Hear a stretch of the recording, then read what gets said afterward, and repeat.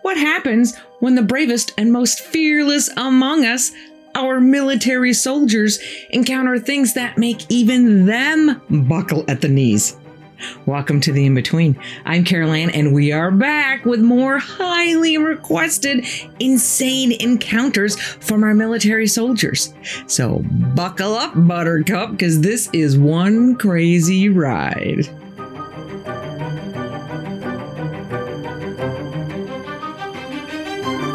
This story takes us to the creepy mountains of Afghanistan, where a Special Forces soldier, we're going to call Dave, is on a mission with his squad to gain intel about a particular village that they are pretty sure is harboring a Taliban person of interest.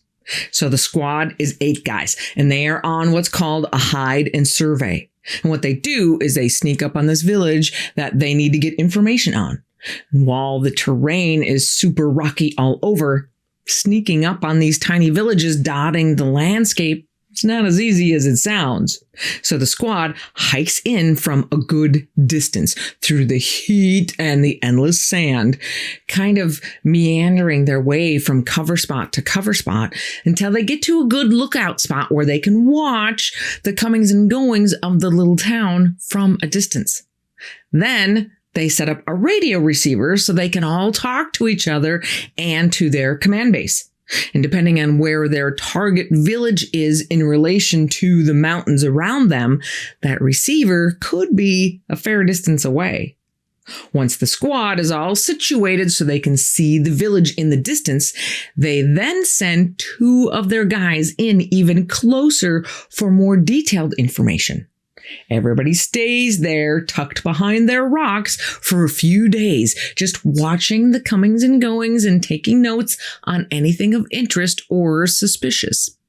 Day 1 is just fine, but day 2 is not so great. They start having radio communication issues, both with the 2 forward position guys and with their TOC, their Tactical Operations Center. Sometimes it's super staticky. Not good when you're trying to be stealthy. Or sometimes they just can't get through at all.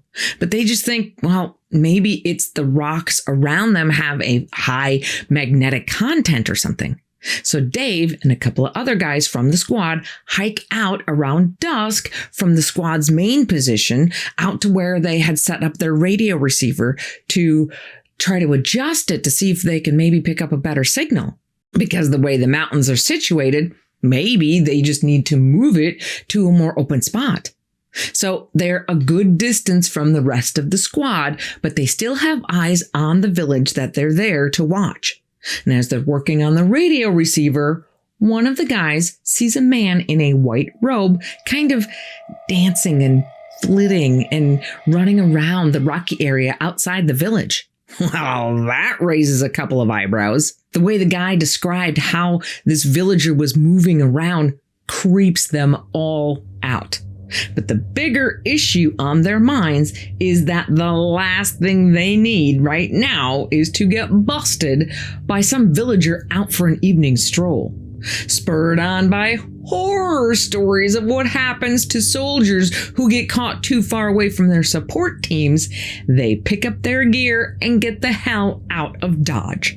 I mean, they're just a few guys out in the middle of nowhere with no backup and no reliable way to call anybody to get some. It's time to go. It's getting darker and darker, and everyone's radar is on full alert as they are hustling their way back to safety. Dave is on the 6th position, making sure that not only are they not being followed, but that no one can follow them, when he catches just a hint of something white fluttering around in the distance. He doesn't know if it's somebody following them or what, but right about the same time, he starts to sense the smell of freshly baked bread in the air. Interesting to note that he doesn't say he smells it, but that he senses the smell. He also gets this all-encompassing feeling of peace and calm coming from that direction, so much so that he actually starts to slow down. And thoughts start going through his head that he needs to go back, that the village area they were leaving would be the place where he could find comfort and respite from the fear. Well, he shakes his head and thankfully is able to come back to reality. He tells the other guys, hey, keep your eyes peeled. I think someone might be following us. I keep seeing someone in a white robe behind us. To which an officer says, I thought I saw someone in white on the ridge in front of us. The hairs on Dave's neck immediately stand up, and he's thoroughly creeped out. Everything around them feels weird, like the atmosphere itself has gone heavy, with almost like a sweetness to it. And it was like that heaviness drowned out all sounds as well, leaving the lack of any noise to hum in their ears. As the sun gets lower and lower, their adrenaline levels get higher and higher. They try to pick up the pace even more, which is not easy with heavy packs and rough terrain. And as the inevitable darkness creeps in, they all put on their night vision goggles, turning everything into a moonscape of green. There is no movement, there is no sound, until they start to hear this low-pitched buzz that increases in pitch and volume and evolves into what sounds like a low-flying airplane going right over their heads. They actually have to yell into their radios to hear each other. But there is no airplane. Everyone has their head on a swivel, and Dave keeps seeing these glowing eyes staring at him, except when he tries to focus on them, they disappear. Everyone is at DEFCON 1. They are all freaking out. They start laying plans for a rendezvous point if something catastrophic happens that forces them to scatter. Then everything stops. There is no movement. There is no sound. The only thing Dave can hear is his own heavy breathing and pounding heart. So all of them just stop for a moment, take a deep breath, and kind of gather up together in this little dugout spot on the side of the mountain. And they just wait. They don't move a muscle. They're just sitting there watching and listening. Nothing. Everything is quiet. No movement. And after about 10 minutes, even though they're thoroughly confused by what happened, they start moving again. And even though they're tired and freaked out, and even though they're highly aware that some malevolent force might be out there in the dark stalking them, they have to keep moving until they get back to the rest of the squad. So they're trudging along over this rocky terrain. Dave sees off to his side that there's this other ridge running parallel to the ridge that they're on. And on that ridge is a man dressed in light-colored robes, slowly making his way toward their position. And of course, the night vision goggles make everyone's eyes glow green. So here's this guy coming at them with glowing green eyes. Super creepy. Now keep in mind that it is can't see your hand in front of your face, dark outside. So how is this guy able to move around at all? But it's not just that he's moving, it's how he's moving. It's like he's floating through the rocks or any other obstacle that gets in his way. Dave brings his gun up so he can take a look at this guy through his scope, only to see that this guy is looking directly at him. How is that even possible in the complete darkness? The man then stops. He pulls off his arm and waves it in the air like he's saying hi to Dave, and then puts the arm back like it melts back onto his body. Dave, who I'm pretty sure is questioning his sanity at this moment, is just about to say, "Hey guys, does anybody else see what I see?" when the guy disappears. Dave looks all around, but the only thing he sees is some flickering lights back in the direction of the village. So he and everyone else just keep moving until they finally make it back to their squad. They tell everyone what happened, but the ordeal is tucked away as a prime example of what can happen with too little sleep and too much adrenaline, and would have stayed under the rug of disbelief if it wasn't for what happened a few days later. Remember, they were out there in the first place to spy on that village and gather intel for a possible future strike. Well, the powers that be decided to go ahead with the strike, except they quickly discover that there is nothing to strike. By the time our guys get there, there's no one left in the village, at least no one alive. The raid team finds several bodies in the same area where Dave had seen the lights, but the bodies have been ripped to shreds. And there's more blood all over the ground than what could have come from the bodies that are still there. So where are the others? Officially, it is considered a successful raid. Unofficially, no one has any idea what killed those people. Dave thinks whatever was chasing them made a choice. It chose the village over them, whatever it was.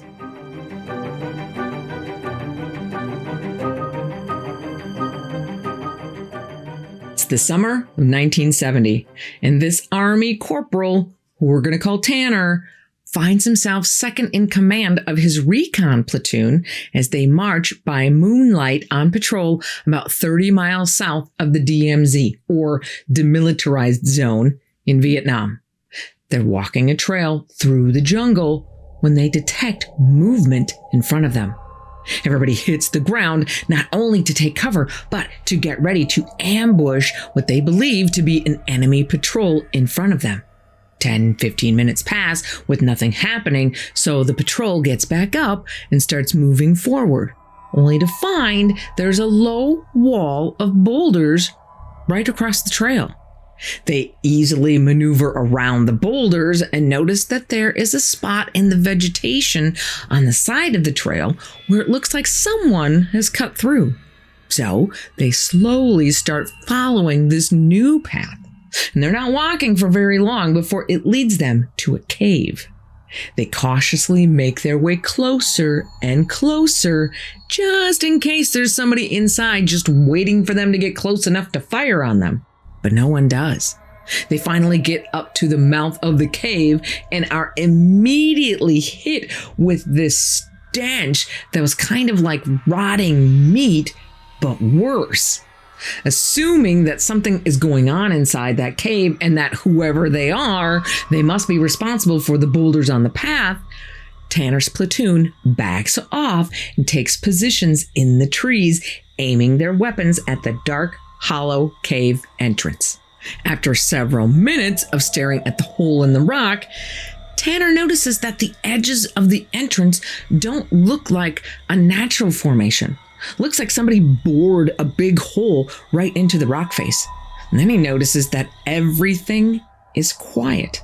And if you've ever been anywhere near a jungle at night, you know that complete silence just doesn't ever happen. Suddenly, there's movement and two figures step out of the darkness of the cave into the moonlight. Tanner watches these two humanoid figures around 7 feet tall, not wearing any clothes, but covered in thick scales. And they start making these clicking and hissing noises, and Tanner realizes that they are communicating with each other. And then they stop, and they both turn and look right in the direction of where Tanner's platoon has taken cover.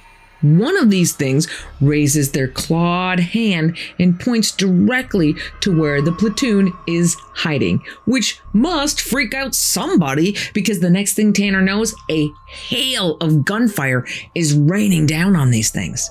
It takes a few seconds for the platoon sergeant to get control of and put a stop to the gunfire. Once the smoke clears, the lizard men are nowhere in sight. The platoon slowly gets up from their positions to take a closer look, only to find the lizard men have somehow escaped the barrage of bullets, most likely back into the cave, but not without leaving big, dark spots on the ground of what the soldiers assume is blood. It's hard to be sure in the moonlight, but what they do know is now it smells worse than it did before, if that's even possible. The sergeant makes the decision to blow the cave up and seal whatever those things are inside. An order he does not need to repeat, as the explosive guys quickly lay their charges and demolish the rock face. The sergeant swears the entire platoon to secrecy and never files a report. The only reason we know anything about it today is because many years later, members of that very platoon have a reunion and start talking. And some stories take more than dynamite to stay buried.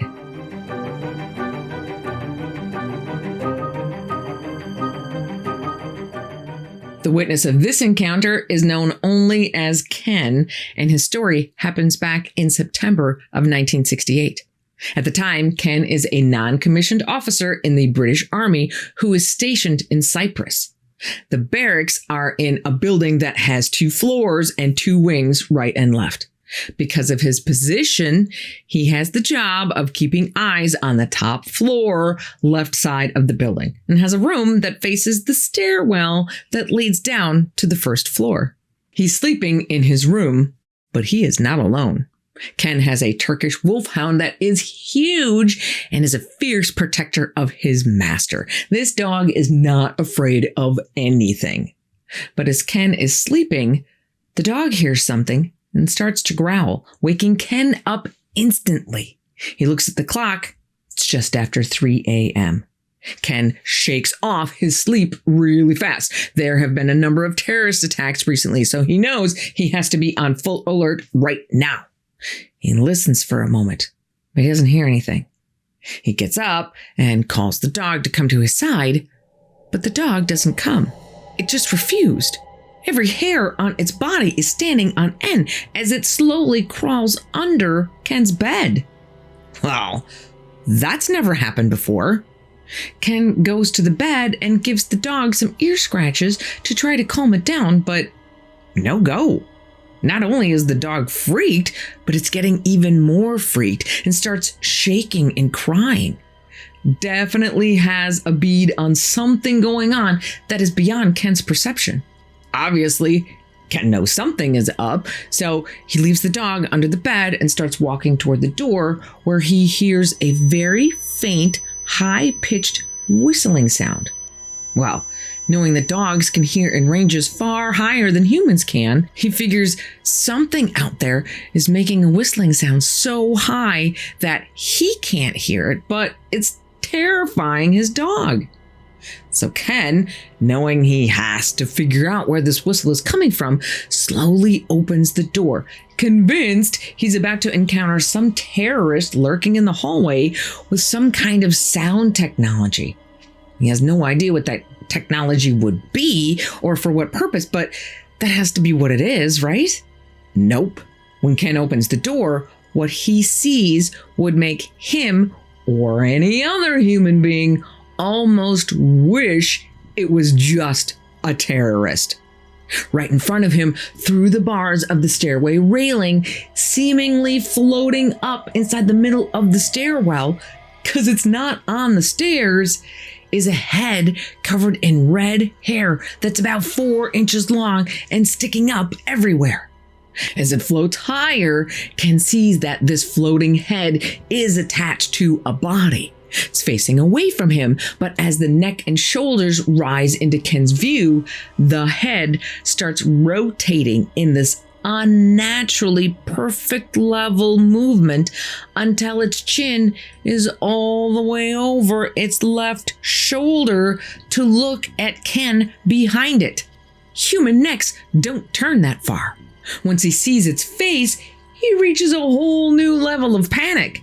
Its face is flat and orange with big red eyes that are staring directly at Ken. He has just enough time to take note that the creature is wearing what looks to be a light blue jumpsuit before he slams his door shut in abject terror. The high-pitched note he could barely perceive just a few seconds ago is now so loud, even behind his closed door, that it vibrates Ken's teeth, though he's willing to concede that the vibrations in his teeth may have been from sheer fright. He has no idea. He slides the bolt lock on the door and backs away toward his bed, where his dog is still lying underneath, just as scared out of his mind as Ken is. Ken sits on the bed, watching the door, shaking so hard that he can swear his bones are banging together and his feet are literally jumping up off the floor. Then he becomes aware of another sound, the sound of something sliding along the wall, getting closer to his door. Instincts kick in as he rolls to one side to pick up a spear gun that he uses for underwater fishing. Of course, not being currently on a fishing expedition, the spear gun is not loaded. Not a big deal, except that the spear is so hard to load into the gun that Ken usually has to wedge the gun against something and use all of his leverage to get the spear loaded. Not today. Ken takes the gun and in one adrenaline-fueled motion rams the spear into place on the first try. But he decides this is not enough, so he grabs his diver's knife as well. And sitting there on his bed with a weapon in each hand, ready to attack anything that dares to breach that doorway, Ken waits, fighting the urge to just shoot the spear through the door. And he keeps thinking to himself, what is that thing? He hears the sliding noise pass over his door, turn back in his direction, and then reverse again, moving down the hallway until he can no longer hear anything, taking the high-pitched whistle with it.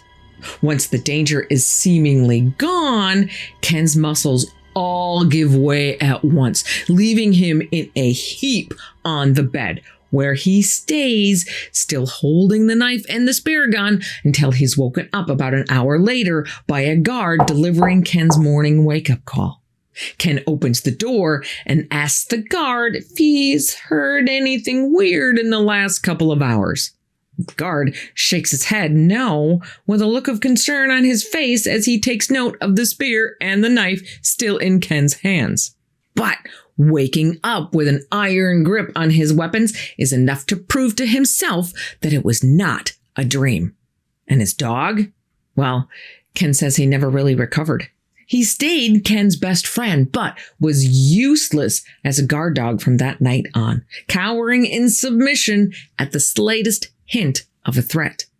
In the end, Ken's glad he did not fire the spear through the door, because then he would have to try to explain why on earth he would discharge a spear in his room, knowing that whoever is asking would never believe his answer.